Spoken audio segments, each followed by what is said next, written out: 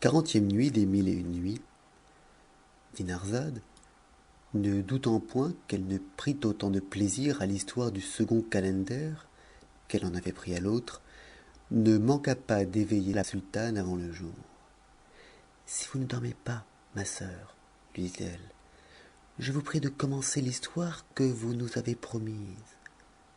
Scheherazade aussitôt adressa la parole au sultan et parla dans ces termes. Sire, l'histoire du premier calender parut étrange à toute la compagnie et particulièrement au calife.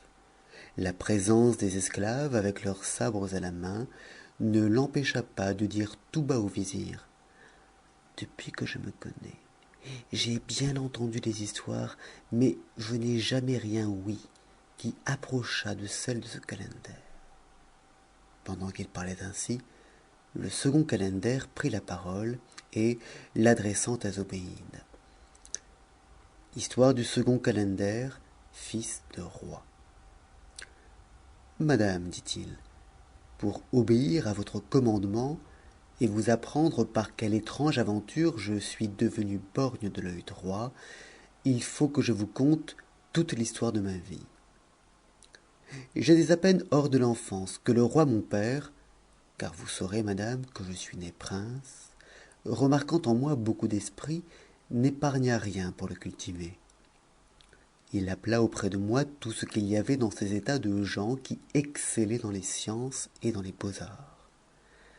Je ne sus pas plus tôt lire et écrire que j'appris par cœur l'Alcoran tout entier, ce livre admirable qui contient le fondement, les préceptes et la règle de notre religion. Et afin de m'en instruire à fond, je lus les ouvrages des auteurs les plus approuvés et qui l'ont éclairci par leurs commentaires. J'ajoutai à cette lecture la connaissance de toutes les traditions recueillies de la bouche de notre prophète par les grands hommes, ses contemporains. Je ne me contentai pas de ne rien ignorer de tout ce qui regardait notre religion. Je me fis une étude particulière de nos histoires. Je me perfectionnai dans les belles lettres, dans la lecture de nos poètes, dans la versification. Je m'attachai à la géographie, à la chronologie et à parler purement notre langue, sans toutefois négliger aucun des exercices qui conviennent à un prince. Mais une chose que j'aimais beaucoup et à quoi je réussissais principalement, c'était à former les caractères de notre langue arabe. J'y fis tant de progrès que je surpassai tous les maîtres écrivains de notre royaume qui s'étaient acquis le plus de réputation. La renommée me fit plus d'honneur que je ne méritais. Elle ne se contenta pas de semer le bruit de mes talents dans les états du roi mon père, elle le porta jusqu'à la cour des Indes, dont le puissant monarque, curieux de me voir, envoya un ambassadeur avec de riches présents pour me demander à mon père, qui fut ravi de cette ambassade pour plusieurs raisons. Il était persuadé que rien ne convenait mieux à un prince de mon âge que de voyager dans les cours étrangères, et d'ailleurs il était bien aise de s'attirer l'amitié du sultan des Indes. Je partis donc avec l'ambassadeur, mais avec peu d'équipage à cause de la longueur et de la difficulté des chemins. Il y avait un mois que nous étions en marche, lorsque nous découvrîmes de loin un gros nuage de poussière, sous lequel nous vîmes bientôt paraître 50 cavaliers bien armés. C'étaient des voleurs qui venaient à nous au grand galop.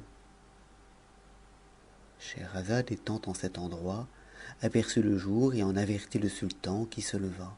Mais, voulant savoir ce qui se passerait entre les 50 cavaliers et l'ambassadeur des Indes, ce prince attendit la nuit suivante impatiemment. Fin de la 40e nuit. 41e nuit des mille et une nuits. Il était presque jour lorsque Dinarzade se réveilla le lendemain. Ma chère sœur, s'écria-t-elle, si vous ne dormez pas, je vous supplie de continuer l'histoire du second calender.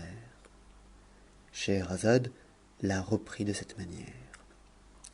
Madame, poursuivit le calender en parlant toujours à Zobéide, comme nous avions 10 chevaux chargés de notre bagage et des présents que je devais faire au sultan des Indes, de la part du roi mon père, et que nous étions peu de monde, vous jugez bien que ces voleurs ne manquèrent pas de venir à nous hardiment. N'étant pas en état de repousser la force par la force, nous leur dîmes que nous étions des ambassadeurs du sultan des Indes et que nous espérions qu'il ne ferait rien contre le respect qu'ils lui devaient. Nous crûmes sauver par là notre équipage et nos vies.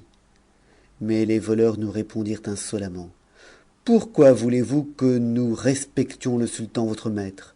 Nous ne sommes pas ses sujets, et nous ne sommes pas même sur ses terres. En achevant ces paroles, ils nous enveloppèrent et nous attaquèrent. Je me défendis le plus longtemps qu'il me fut possible, mais me sentant blessé, et voyant que l'ambassadeur, ses gens et les miens avaient tous été jetés par terre, je profitai du reste des forces de mon cheval, qui avait aussi été fort blessé, et je m'éloignai d'eux.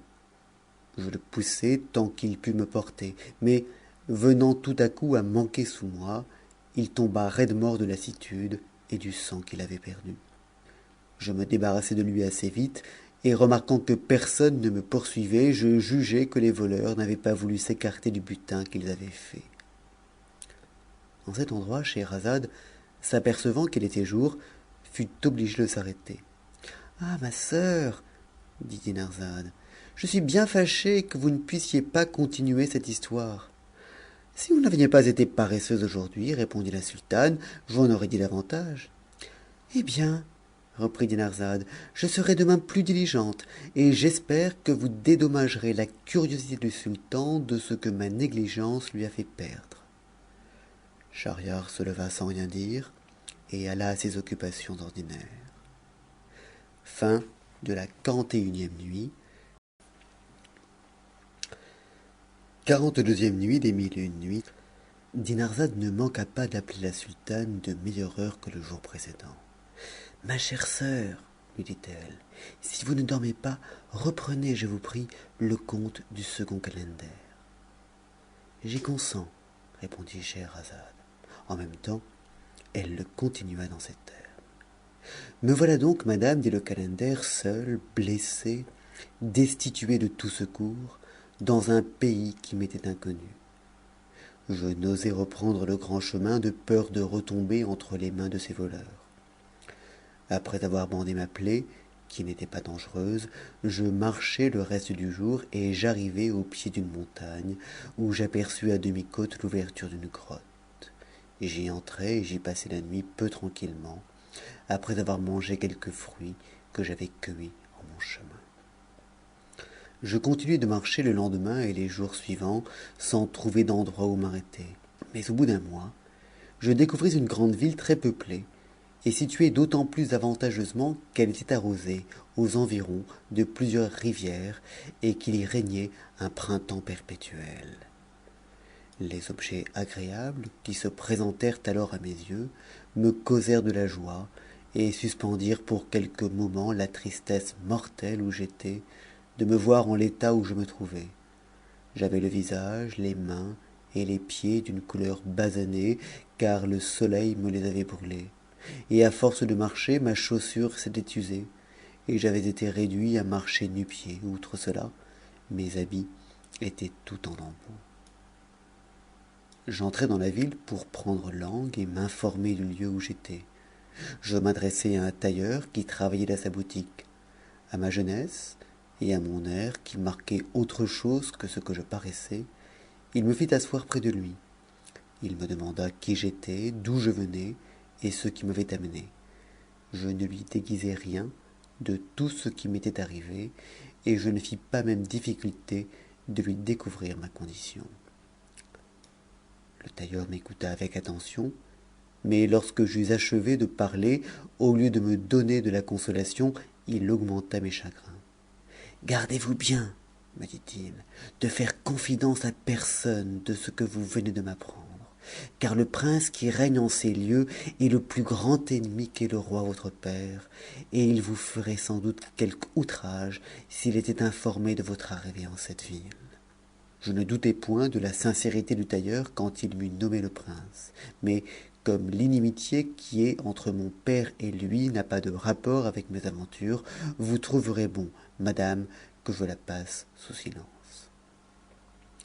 Je remerciai le tailleur de l'avis qu'il me donnait et lui témoignai que je me remettais entièrement à ses bons conseils et que je n'oublierais jamais le plaisir qu'il me ferait.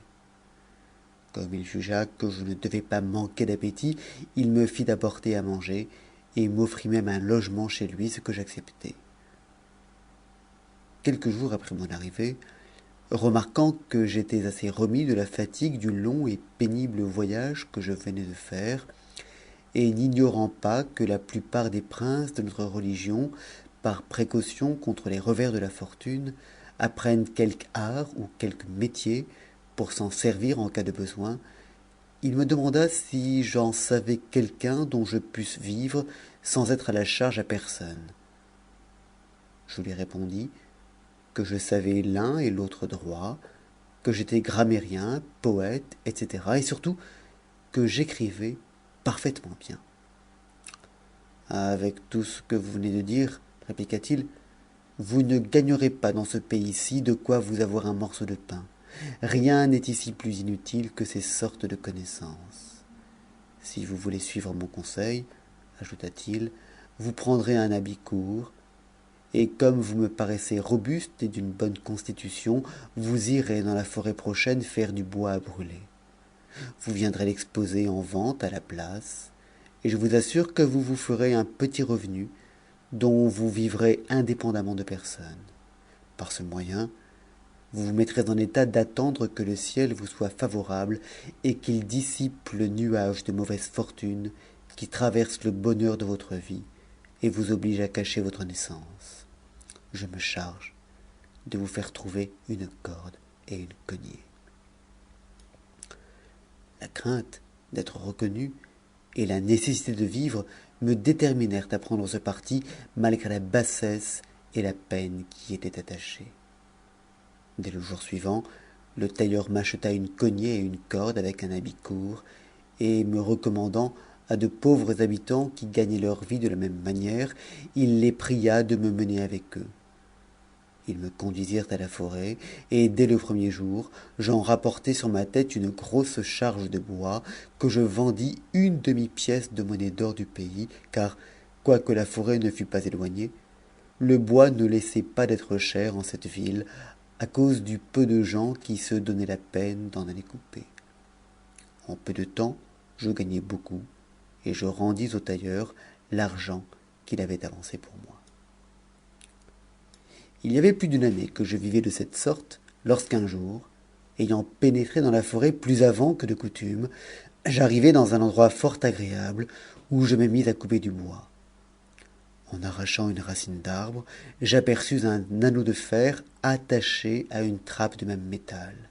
J'ôtai aussitôt la terre qui la couvrait, je la levai, et je vis un escalier par où je descendis avec ma cognée. Quand je fus au bas de l'escalier, je me trouvai dans un vaste palais qui me causa une grande admiration par la lumière qu'il éclairait, comme s'il eût été sur la terre, dans l'endroit le mieux exposé. Je m'avançai par une galerie soutenue de colonnes de jaspe, avec des bases et des chapiteaux d'or massif.